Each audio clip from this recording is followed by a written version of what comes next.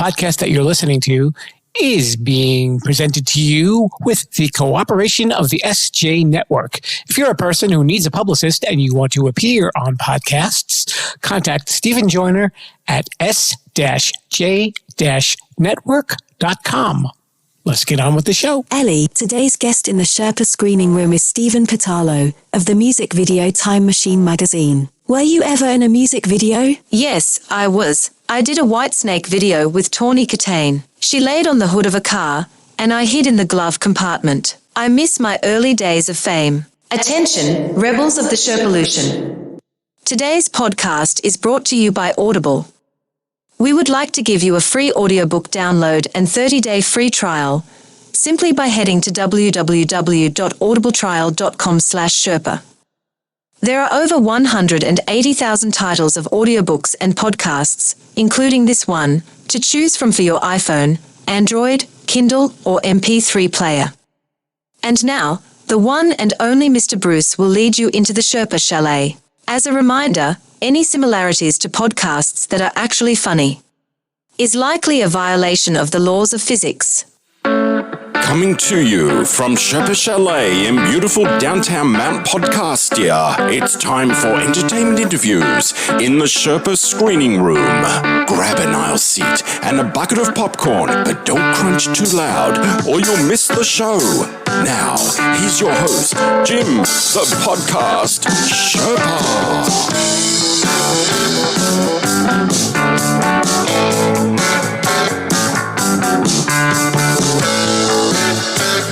Hello there, rebels of the Sherpalution. Welcome to the Sherpa Screening Room, a presentation of Too Many Podcasts. Jim, the podcast Sherpa here, saying hello. And you know what?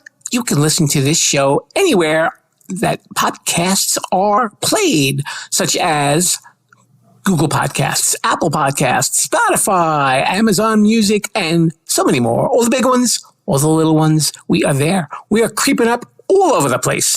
We're like, we're like dandruff or something like that. But you don't want to brush us off the shoulder because we're cool. That's right. I don't know. It sounded good when I wrote it anyway.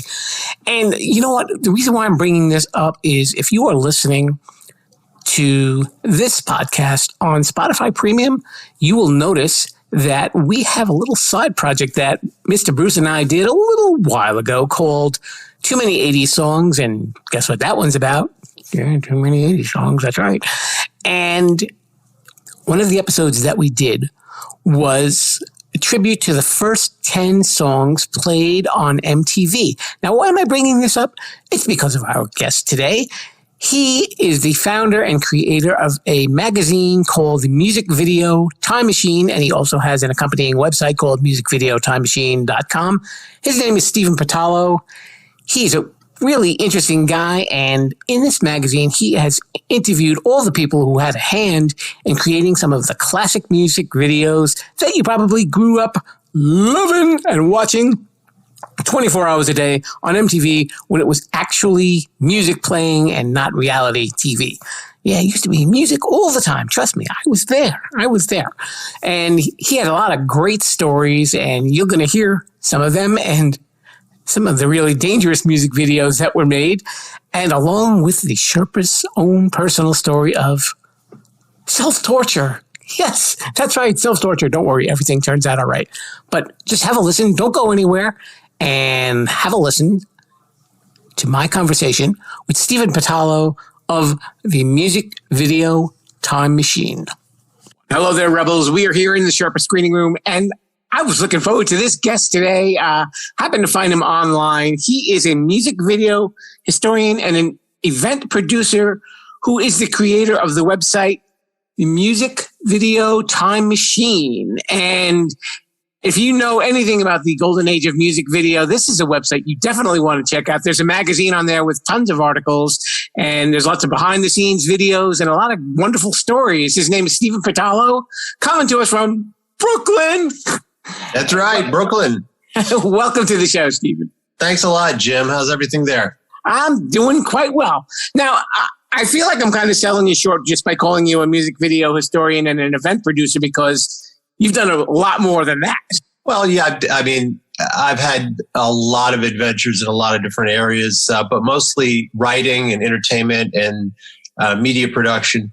But this particular endeavor is something that I've wanted to do for a long time and that I've kind of climbed a bit of a hill to get to. I came up with the idea of some sort of book or magazine or blog that had to do with music video directors, probably about 10 years ago, because I was looking for information about it and I didn't really see any.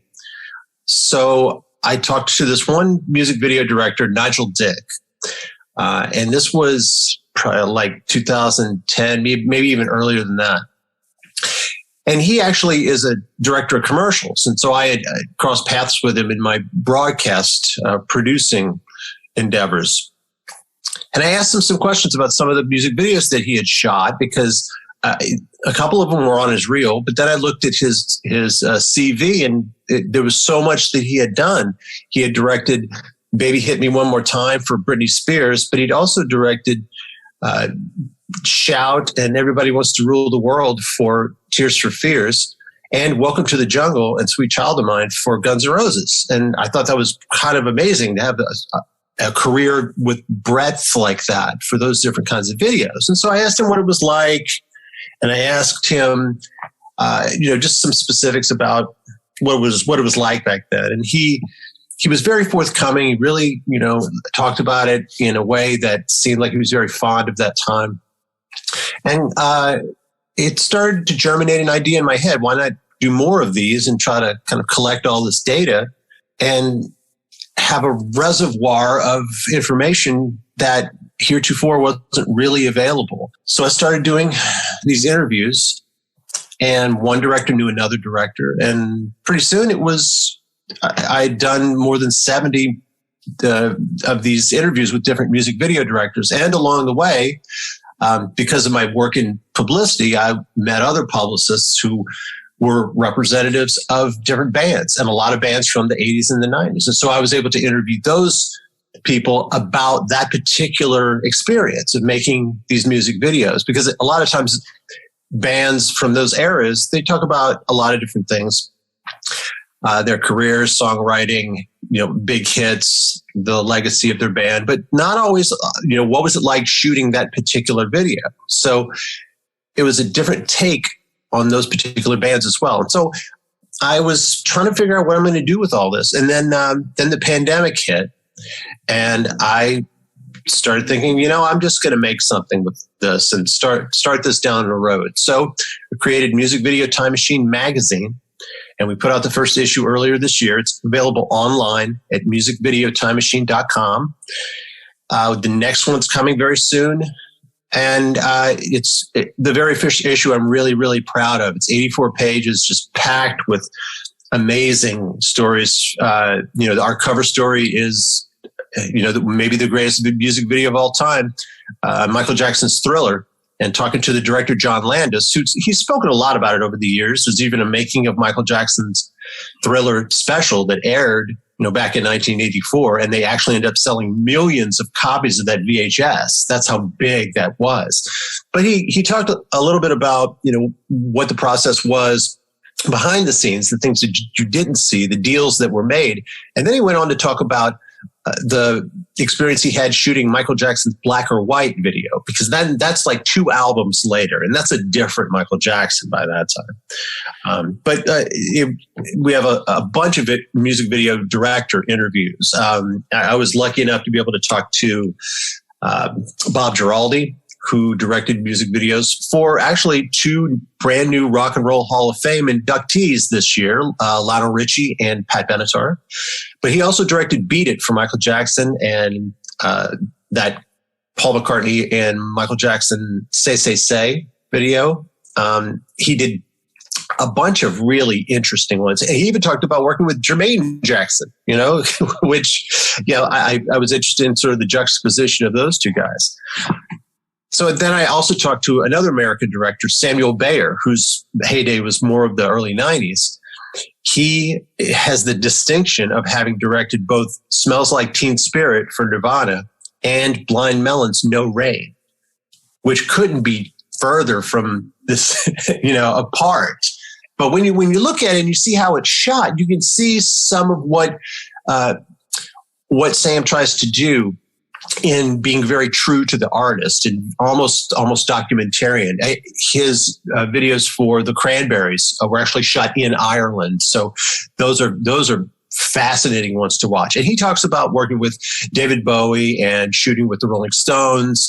And so those are the United States directors that we interviewed. The English ones, just as fascinating. David Mallet directed all these amazing music videos that really set the template for what heavy metal and hard rock videos would look like, because he did AC/DC and he did David Bowie's the Let's Dance era music videos, which are, embedded in people's heads. He also shot what was initially a very important video, Ashes to Ashes, which is very strange looking and has sort of a nuclear war almost look to it, and it really embedded in David Bowie's weirdness. But back to he shot these videos for AC/DC, for Def Leppard, for Heart, for Billy Idol, these amazing pieces. And he talks about some of the influences that he had. He's a big comic book fan, so some of these backgrounds and things they resemble comic books, especially like Rock You Like a Hurricane by the Scorpions. If you look at it, it looks like it's designed like a comic book. And AC/DC's Thunderstruck is a video that's shot in this, what's in it? It looks like almost like a prison of multi-level people watching this performance. It's crazy looking. So David Mallet, one of the guys that I was so lucky to talk to, and also Dave Robinson. Dave Robinson ran Stiff Records, but he also shot all their music videos, and he was a real stickler. He watched the money. He usually shot them in one day. So all those Madness videos, like Welcome to the House of Fun, One Step Beyond, Our House, those are all shot in one day. Wow. And yeah, it's just amazing. And so beyond those directors, I was able to also talk to Howard Deutsch, who is famous for directing Pretty in Pink. And he was initially a music video editor, but then he moved into directing, and he had a series of big videos that eventually led to him becoming a feature filmmaker. He shot Billy Idol's Flesh for Fantasy. He shot Billy Joel's Keeping the Faith. But one I always thought was very interesting, he shot one for Stuart Copeland and Stan Ridgway's Don't Box Me In, which is a song from the Rumblefish soundtrack. So he was able to kind of cross over between those two. And a very nice guy, married to Leah Thompson, interestingly enough. So talked to him. And we have got some other great features in the magazine that, I could just talk about this all day, but I do want to point out that we have an interview with the late Adolfo Shabadoo Quinones, who is pretty much the godfather of street dance.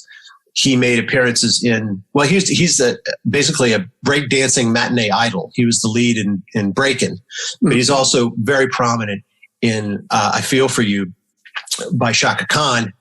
And he talked about, what it was like sort of being that guy at that time. And unfortunately, we lost him not that long ago. So I was very lucky to be able to talk with him. Were you big on music video when it was starting to erupt, like in the late 70s, early 80s? Well, my teenage and college years are 80 to 90. So it would sort of fit in there just perfectly. And funny enough, like many people, I got MTV later. A lot of people don't realize that MTV was in very small markets starting in 1981 when it launched throughout the Midwest. It wasn't actually on the air in LA and in New York until 1983. So it really had to make its bones during that time. And it wasn't initially accepted or considered to be a success. It wasn't until after the I Want My MTV campaign came out and people were actually, calling and asking for this channel that people started to really start paying attention. And then the record companies started paying attention, because all of a sudden they're selling Duran Duran and Culture Club videos in these weird, smaller markets, and they're like, what's going on? And they realize it's MTV, and it's because MTV is now FM radio for your eyes, and teenagers are glued to it. And it was a cultural phenomenon like very few we've ever seen. But yes, I grew up in that era. And what's funny is that before we got MTV, my younger brother and myself would watch WTBS's Night Tracks, which came on very late, and that would have music videos. And also USA Night Flight would show videos as well. So there were these smaller places that you could see them outside of MTV. Also, people forget HBO had a thing called video jukebox that used to run between movies early in HBO's storied history. So there were other places that you could see these. I remember actually in the 70s seeing a video it was either Cheap Trick's Dream Police, or it was Gary Newman's Cars on a terrible variety show called Pink Lady and Jeff, which had these two Asian women who would sing the hits of the day, and in Japanese. And Jeff Altman was sort of the foil for them. It was such a weird show, but I remember like watching it for a few weeks, and the musical guest would always be a clip. So that interestingly enough is part of the evolution of music video. In the 70s, these were being shot in the UK very regularly because there's a whole network of European countries that all have music video, either channels or shows that would air these. And in the UK, they saw that as a huge promotional opportunity. They called these pop promos or international clips.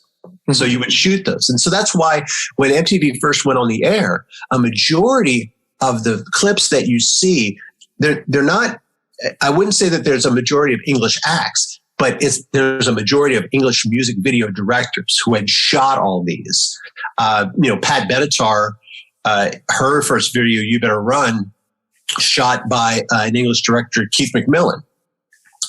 Video Killed the Radio Star, shot by Russell Mulcahy. And he became famous for the things that he shot for Duran Duran and Elton John. So there's a whole sort of history that kind of goes along with a certain demographic of people. I know they like to call them the MTV generation. I'm definitely in there. Mm-hmm. But the evolution is so, in the grand scheme of things, it's so fast. 76 to 94 it's a totally different ballgame by the time you get to 94. Because in 81, people were in the industry were still going, this is a network, an entire channel of commercials for songs. That's what the channel is, and kind of shrugging their shoulders. But then when it started to work, everybody got on board. It was amazing. The music video directors that I talked to have such a fondness for that little sweet spot of time in the early 80s, because the record company still didn't know what would work and what would not work. They just wanted a clip. They wanted it on MTV because they knew it would sell. So these guys would come up with crazy ideas, and the record company would go, sure. And if it worked, then that was fuel for the fire for the next one they wanted to make. And maybe it was a little bit crazier, or maybe it was a little off the wall. And so these music video directors, so many of them confirmed that they never had enough money and they never had enough time to shoot these, but they never had more fun at anything they ever did in their career before or since. Yeah, I guess, you said a lot of these directors were art directors, or they did commercials, whether depending on what side of the pond they were on, I guess.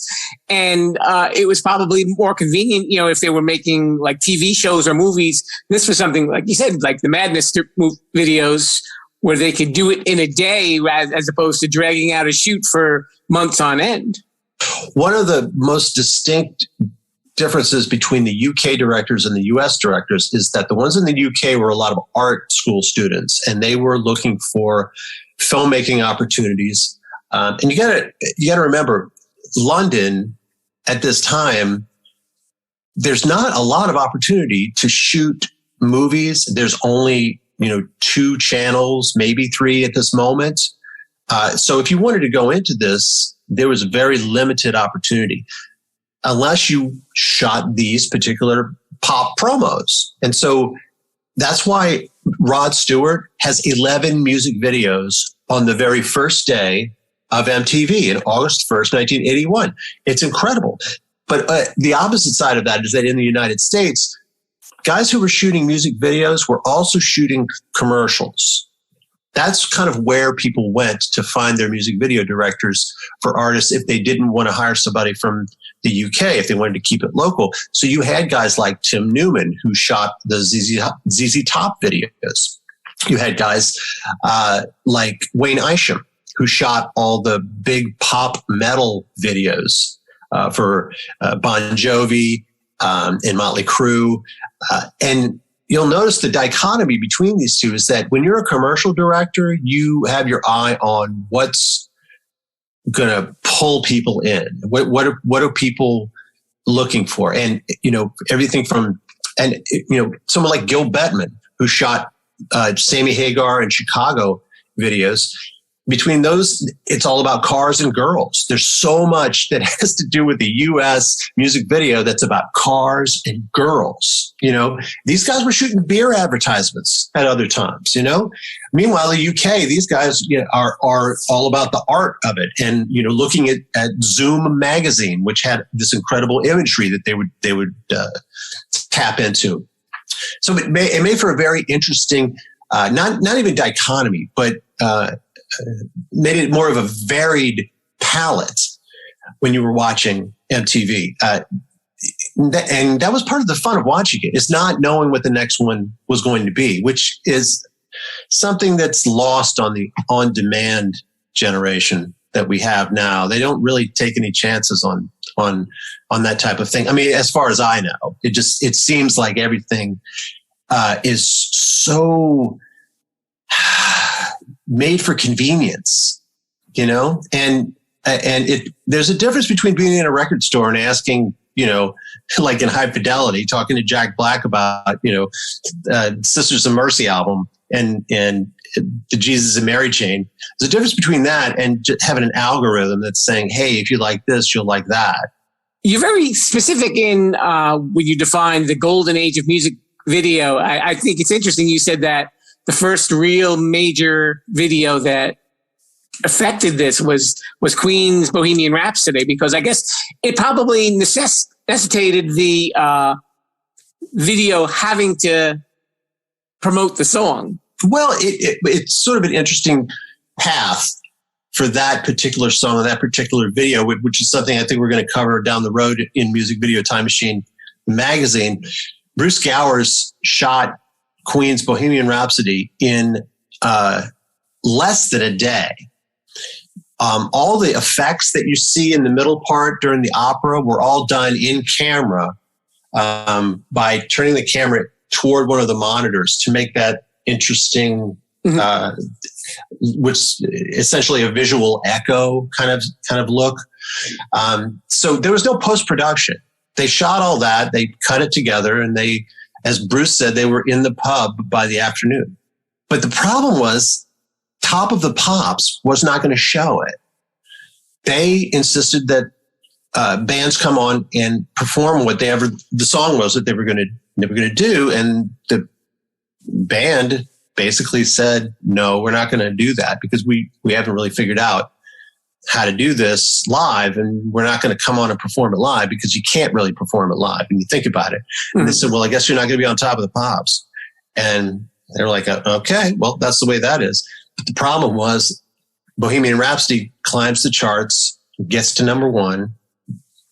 So now all of a sudden you have a program called Top of the Pops that doesn't have the number one song on it.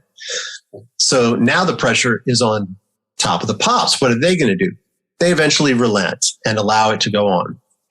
Many of the music video directors I know said that they saw this air in 1976, 77, and a light bulb went on in their heads that, oh, you can do something more creative than just a performance video. You can shoot something that's interesting like this. So that's why I bookend the front end of that. Even though there was a lot of precursors to the modern music video happening before 1976, that moment with Bohemian Rhapsody is kind of a linchpin moment. And then I picked 1994 because that was the end of Guns N' Roses' Use Your Illusion trilogy of music videos, which included Don't Cry, November Rain, and Estranged, which cost multi-millions. They had multi-million-dollar budgets. By the end, Axl Rose is jumping off a battleship into an ocean of mermaids, not mermaids, but an ocean of dolphins. And Estranged has 3 guitar solos. It's crazy. And Slash is, sliding down Sunset Boulevard at one point, or down the Sunset Strip, sorry. And at another point, he's playing guitar while being raised up out of the ocean. It's nuts. And when I spoke to the director, Andy Morahan, he said he felt like he had not really captured the essence of the band by the time they had finished this. It was already all done. So he went back to the band and said, look, I'd like to shoot one more thing with you guys that's really, really simple, because I feel like I didn't quite get the essence of this band captured on film. So they shot a little video called Garden of Eden, a song from one of the Use Your Illusion albums. And it's basically a locked off shot, which means that you basically put the camera in one place and don't really move it, and put a microphone in front, and Axl is right there in your face, and all the rest of the band are playing right behind him. And they play this punky, hyperactive song called Garden of Eden, and you watch how they are. And he felt that he really captured what they were about with something very, very simple like that, when he kind of missed the boat before that.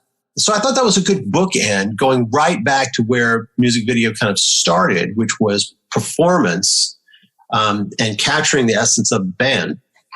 And soon after 1994, the whole music video world was really changing. You had a second generation of directors. You had guys like Stefan Sednow and Spike Jonze, who were doing these, Michel Gondry, who were doing these very interesting versions, but they had already lived through a world that had embraced the music video, that knew what it was. And it was a full-fledged industry by then too. So that's why I sort of put that at the end.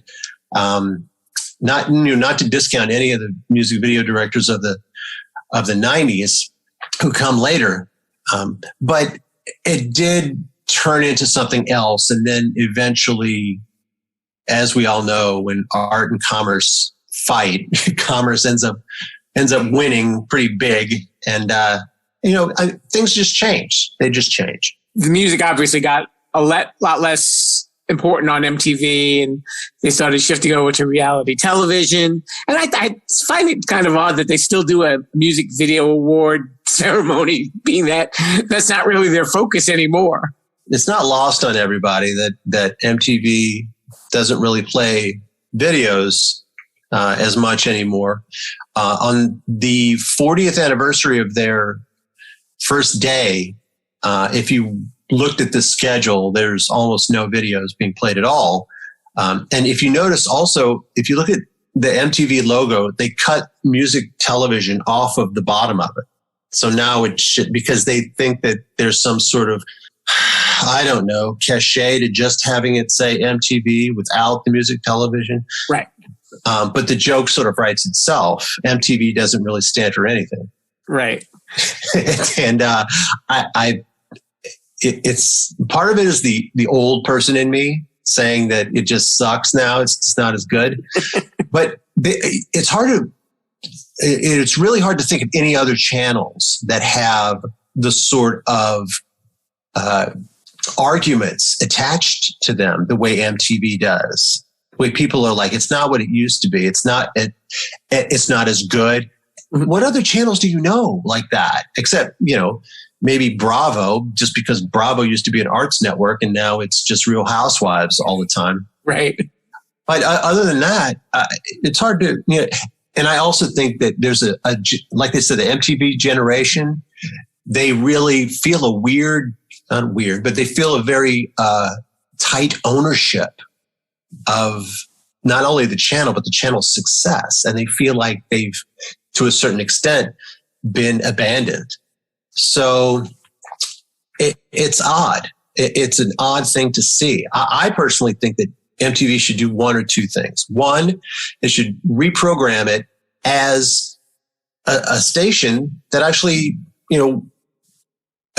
caters to that audience, to the MTV generation. I mean, these people have money. you can sell ads. You can do that with this. They should either do that or just retire the channel. Rebrand it as whatever you want to call it, but don't call it MTV anymore because it's really not. Well, they have MTV Classic. I know sometimes they'll actually play hours of blocks on video there, but it's not really the same. It doesn't get the promotion that MTV had. What we do, and also everything is different now anyway. There's 4 million channels. And back when it was, I remember watching MTV, I think there was only 30 maybe at the most. So yeah, it's also like, your first kiss. It's not ever going to be the same. I remember when MTV first came out that they were pushing to have a stereo hookup. Yes. Television to kind of, so you were listening to the radio and watching TV to kind of have that sort of effect, I guess. Their big push at the beginning was FM radio for your eyeballs. So there you go. I mean, with all the directors and the artists that you've spoken to, were there any crazy stories that stick out in your mind? Oh, thousands. I can imagine. I try to save those for the magazine, and some of them are in the blog. If you go on, I used to write a blog called The Golden Age of Music Video, and then we moved that over to Music Video Time Machine, and that content is available within that. But these guys have lots of stories. One of the stories that you can read actually in the David Mallet interview is about, there's a scene in White Wedding, I believe, where Billy Idol, there's a motorcycle that comes down a flight of stairs. It's being ridden down a flight of stairs. And David Mallet said, if he'd have gone a little bit to the left or a little bit to the right, he'd probably have been hurt permanently. There wasn't a lot of safety on the set of any of these.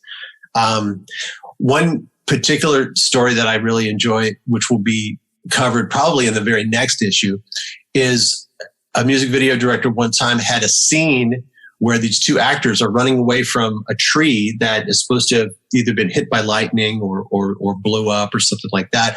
And when they went to shoot the scene, it kind of, the ignition kind of went poof. It wasn't very impressive. And so they ended up pouring kerosene on the tree and setting it on fire for the shot. And when they set it on fire, the actors are supposed to be running away from it. And they do. They start running away. And one of the actors' hair catches on fire. No. Kind of singed it. Not severe, but kind of singed it. It's in the video. Really? You can see, if you stop it, you can see the guy's hair on fire.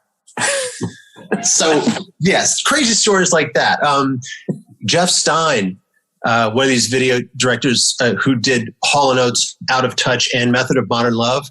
Mm-hmm. There's a scene that's in Method of Modern Love where Daryl Hall is on this very high shelf or cliff or something like that, scaffolding. And his manager says to Jeff, he looks like he could be hurt up, if he fell down from there. And Jeff said, oh no, he'd be killed instantly.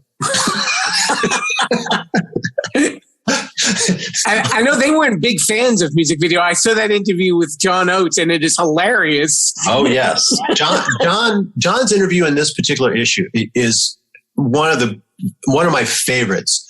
And you have to give it to Hall & Oates. They're extremely talented methods of creating these timeless songs. Their pop craftsmanship is so tight and so perfect. I mean, you have to remember, these guys had hit after hit after hit. They put out a greatest hits, Rock and Soul Part 1. Mm-hmm. The 2 extra songs they put on there were Say It Isn't So and Adult Education, which both went top 10. Right. They were unstoppable, but their music videos were always a little bit cheesy or a little bit disconnected. There wasn't there was never a moment of brilliance in them. They were passable at best. So when you take someone like John Oates, he's a musician, and that's what he always had aspired to be and continues to be. But MTV was a necessary part of the whole system.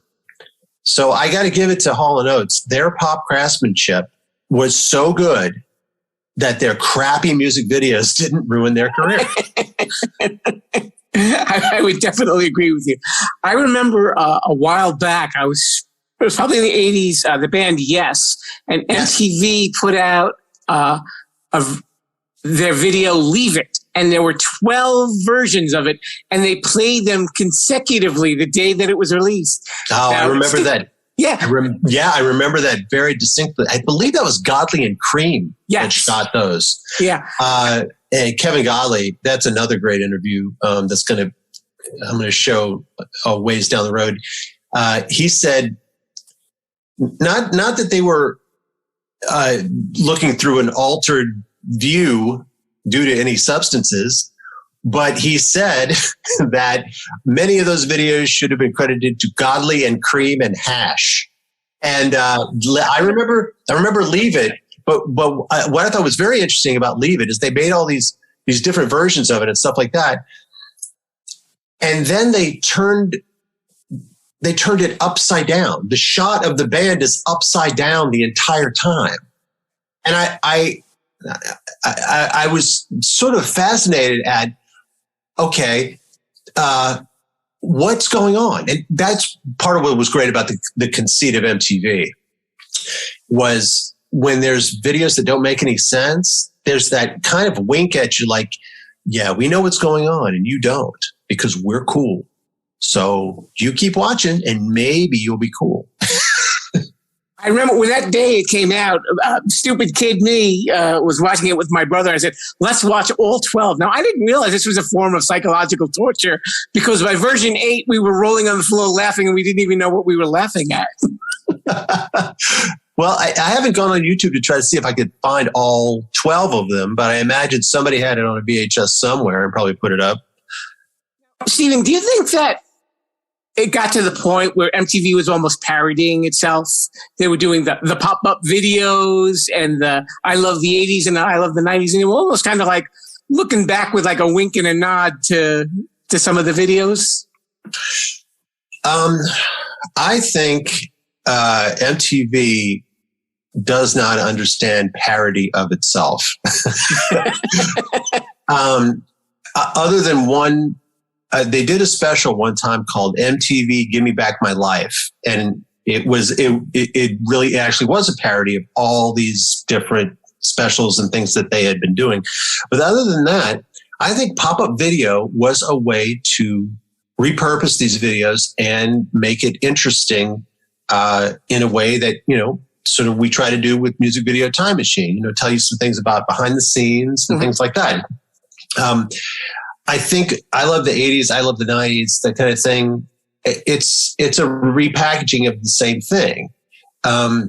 Somewhere along the way, business people figured out that if you can take stuff that people already like and sell it to them again, then that's a sure bet. And I absolutely believe that's what those specials are all about. I mean, I'm one to talk. Music Video Time Machine. I'm telling you stories behind things I already know that you like. So you would think that would, that's kind of a sure bet. That the unique thing about this, though, is that a lot of these stories are untold prior to this.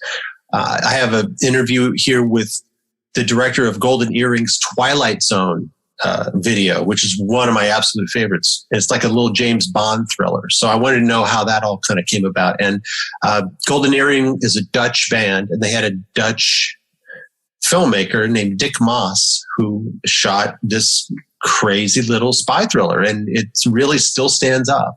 Some of these videos I go back and watch just because I love to watch them. I love watching Peter Gabriel's Shock the Monkey. I love watching, you mentioned earlier, I love watching Yes's Owner of a Lonely Heart. It's so fantastic. The version that has the guy and the birds and the freaking out and all that sort of thing. I love watching that. There's a video for Ian Hunter, the former Martha Hoople vocalist, called All of the Good Ones Are Taken. And it's a sweet, funny little video about a rock star who can't get this waitress to talk to him. And it's a lot of fun. And I remember seeing that one particularly on TBS's Night Tracks, actually. So I don't know. I saw many of them that really stuck with me. I forgot to mention, in this issue, we also interviewed Zbigniew Rybczynski. Gesundheit. No. Zbigniew Rybczynski, this amazing Austrian music video director who shot some just really crazy stuff. He actually was one of the first adopters of HD video. He tried to get people to sign on to that a long time ago. And if you look at something like Candy by Cameo, he shot that. It looks like he shot it on film. He didn't. He shot it on HD video. It's pretty incredible. So some of the videos he did, I always like to go back to, like for Close to the Edit by Art of Noise, and Let's Work by Mick Jagger. It's pretty amazing. He also shot one for metal band Accept for this video called for a song called Midnight Mover. And if you watch it, it's actually kind of a precursor to that bullet time shot in The Matrix, which actually ends up happening like almost 20 years later. But Rybczynski shot it with, I believe, 16 different cameras around the band and then like edited it together. So seek out Accept's Midnight Mover. It's a crazy looking video that's absolutely worth taking a second look at. Those are some of the ones that I always like to look at. Do you think that there's a comeback at some point for music videos, or you think that it's kind of had its day in the sun? I don't think that we live in a landscape where there's comebacks.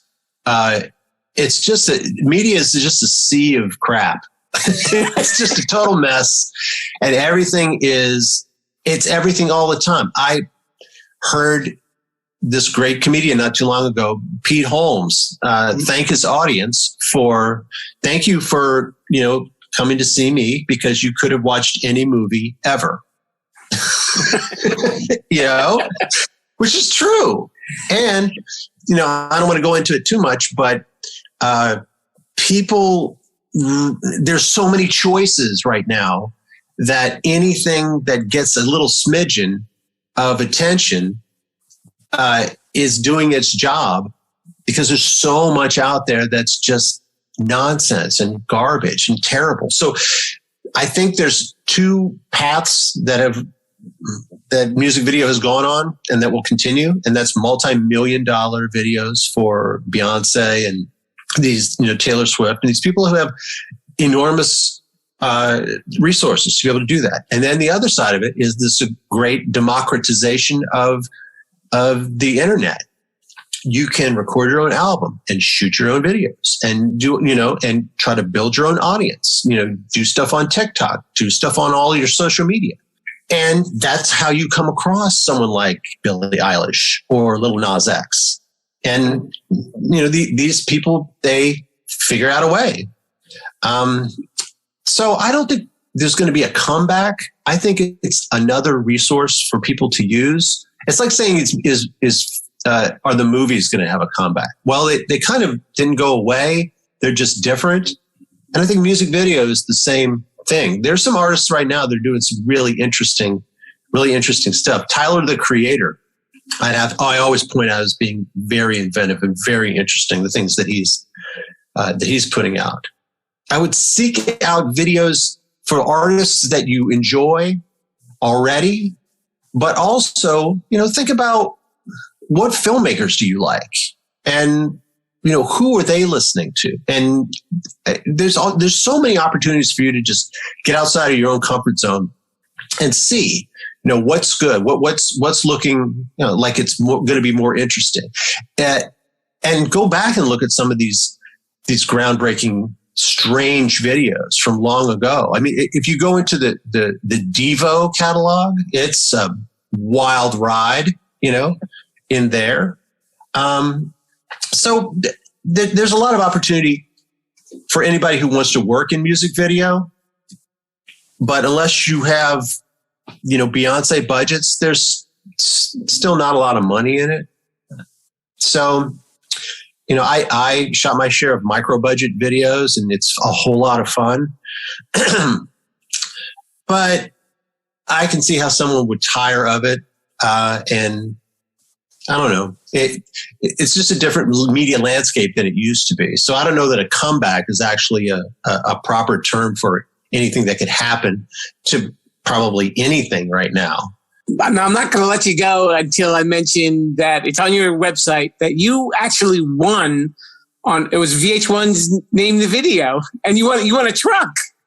I did. Actually, it's on the website under the bio section.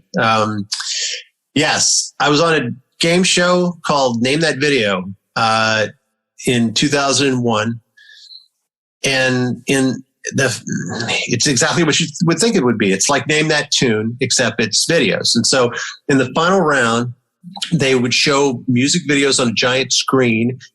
And as they show them, you have to name the artist and the song, and then they would go to the next one. And if you named 10 in 60 seconds, then you win the grand prize. And I did it, and I had many seconds left to spare. I won a Toyota 4x4 with a cool stereo and the 100 greatest albums of rock and roll on CD. Yes, that was still happening then. But I was, of course, living here in New York, and I didn't need a car, so I sold the car back to the dealership, and I paid off my student loans. I love it. That's a nice way to put a fine point on it, Stephen. Well, thank you. It drives my parents nuts. They hate that story. So, okay. So before we end this, let everybody know about the website and the magazine, and if there's anything else that they should know. Well, you can also catch up with us on social media. On Twitter, it's at MV Time Machine. On Instagram, it's at Music Video Time Machine. And you can read the magazine for free by going to musicvideotimemachine.com. We also have a blog, and we also have events. In fact, I had an event last night. We do these dance parties where we show music videos on a giant screen. People have a good time. We've been doing it at the Bell House here in Brooklyn lately, but we're always open to opportunities. So it would be good to maybe take it on the road a few places here and there. If anybody's interested, let me know. But mostly you can check out everything at musicvideotimemachine.com. And, it's been wonderful getting to talk to you, Jim. Yes, it's been a pleasure having you here. It definitely takes me back, like you said, talking about things that you like talking about, right? And not to put you on the spot, but what is your favorite music video of that 80s, 90s era? Oh, wow. There was so many. You're such a music fan. I would figure you probably have a top 10 that moves around a little bit. That's a good way to describe it. I was definitely heavy into music in like the 80s. Now, were you more a rock guy or a pop guy, or? Probably like new wave and pop around there. But I still did like a lot of classic rock and everything like that. I had a pretty good mixture of stuff that I like. I have like over 1,200 CDs packed away. Wow. Yeah, all of us. They're all packed away because you can put them all on your phone now. So I always like the Madness videos, and it's interesting that you said that they were shot. It was just all this. It didn't even matter if it was like a happy song or a sad song because the videos were just so like, what are they going to do now? Because they made it like goofy. Right. They were very British. They had a very British sense of humor to them. And actually, if you watch Our House, there's a scene where this guy is supposed to be parachuting down, and the parachute actually falls before he gets down there. It's a total screw up, and it's in the video. And I asked Dave Robinson, it's at part of the interview that's in this issue. He says, I said, what happened there? He's like, oh, we shot it. And, then that was it. So I just said, I had to kind of, I just put it in there. It was absolutely one of those, we're going to give this a shot. If it works, it works. If it doesn't, it doesn't. And I guess when they got to the editing room, they're like, that's really funny. Let's just keep it in there. I like it. Okay, so as we were saying, Music Video Time Machine is the website and also the magazine for you to check out. And I've been checking it out. There's a lot of great stuff there, Rebels. So have a gander at it. Stephen Pitalo, thank you so much for coming on the show. Thank you, Jim. Have a great day. Be a rebel. Follow the show at Sherpalution on Twitter, Instagram, and Facebook. Hey, Rebels, here's a little bit of inside information for you. If you go to Stephen's website, musicvideotimemachine.com, you will see a video of him making a presentation on the history of music video. And if you missed the MTV era, you will finally understand what the buzz was all about. He summed it up really great and a really fascinating way as well. You're going to like that. And again, you will see the video of him winning on that VH1 Name the Video show, winning a truck. Wow, that was so cool.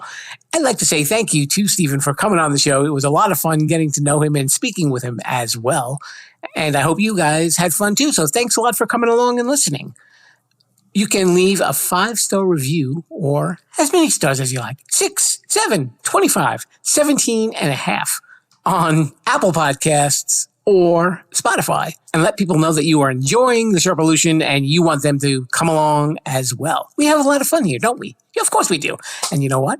We're going to do this all over again next week with another episode of the Sherpa Screening Room. And you know what? Next week's episode is dedicated to those of you who enjoy classic 60s family comedies, because I am going to have a star of one of those shows right here in the Sherpa Screening Room, and he had a lot to talk about. Fascinating guests, some really cool stories. Oh, you're going to love this. I'm not giving his name away. You're going to have to tune in next week, folks. So tell you what, tell one friend about this podcast and then tune in next week and subscribe. We're everywhere. It's just that easy, folks. Okay, Mr. Bruce, I think I've sold the episode, so we can get on out of here, and we will see you next time, and I will leave you with a Viva la Sherpalution.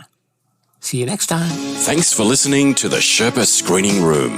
Don't forget to subscribe, rate, review, and share this podcast. I'm Mr. Bruce, and this has been a Sherpalu Studios production. Viva la Sherpalution!